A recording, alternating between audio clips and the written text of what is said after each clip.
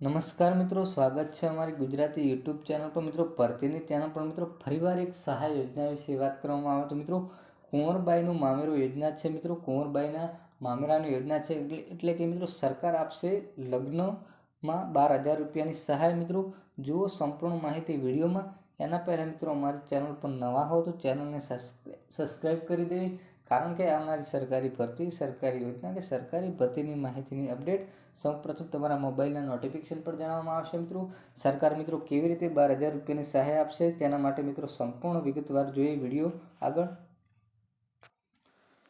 તો મિત્રો વાત કરવામાં આવે તો કુંવરબાઈ મામેરા યોજના માહિતી વિશે. તો કુંવરબાઈનું મામેરું યોજના એ ગુજરાત સરકારના સમાજ કલ્યાણ શાખા હેઠળ ચાલતી યોજના છે, જેમાં અનુસૂચિત જાતિ જનજાતિની કન્યાને લાભ મળવા પાત્ર છે. મિત્રો, આ ફક્ત મહિલાઓના લગ્નના લાભ માટેની યોજના છે. મિત્રો, તે છોકરીઓના લગ્ન થયા હોય તે પછી આ યોજનાનો લાભ લઈ શકે છે.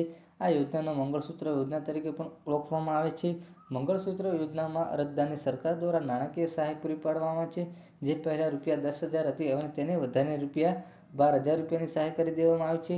અનુસૂચિત જનજાતિના ગરીબ વર્ગની કન્યાઓના લગ્ન થયા પછી તે નાણાકીય સહાય આપવા માટે આ યોજના શરૂ કરવામાં આવી છે. મિત્રો, અનુસૂચિત જાતિના અને જનજાતિના પુખ્ત વયના બે કન્યાઓના લગ્ન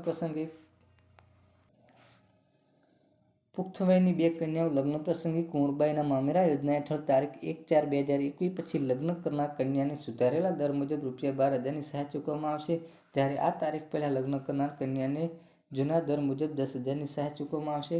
કુંવરબાઈ મામેરા યોજના વિશે યોગ્યતા વિશે વાત કરવામાં આવે તો આ યોજનાનો લાભ અનુસૂચિત જાતિની ગુજરાત રાજ્યના મૂળ વતનીઓ જે મળવાપાત્ર.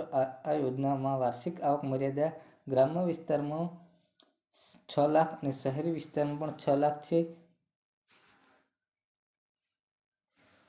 કુટુંબની 2 પુખ્ત વય કન્યાઓ લગ્ન પ્રસંગ સુધીમાં આ યોજના હેઠળ લાભ મળવાપાત્ર. કન્યા વયમર્યાદા લગ્ન સમયે 18 વર્ષ અને યુવકની વય 21 વર્ષ હોવી જોઈએ.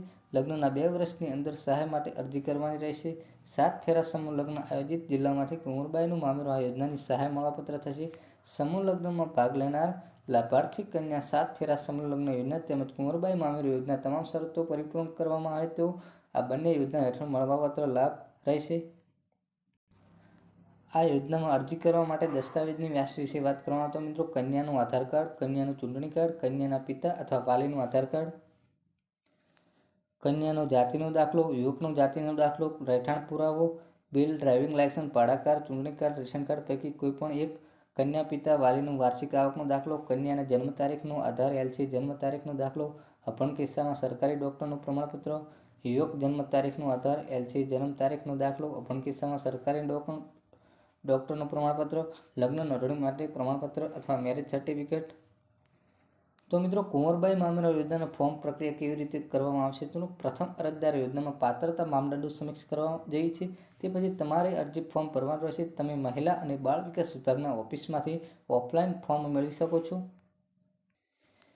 જ્યારે તમે અરજી ફોર્મ ભરો છો ત્યારે તમારે બધા જરૂરી દસ્તાવેજ જોડવા જોઈએ. અંતે તમે નિયુક્ત કાર્યાલય અરજી ફોર્મ અને જોડાયેલા દસ્તાવેજ સબમિટ કરી દેશો એટલે મિત્રો તમારો સંપૂર્ણ કુંવરબાઈ મામેરા સહાય યોજનામાં ફોર્મ ભરાઈ થશે. મિત્રો, અને મિત્રો જો આ વિડીયો તમને ભરતીનો ગમ્યો હોય તો સહાય યોજનાનો તો વિડીયોને લાઇક કરી દેજો.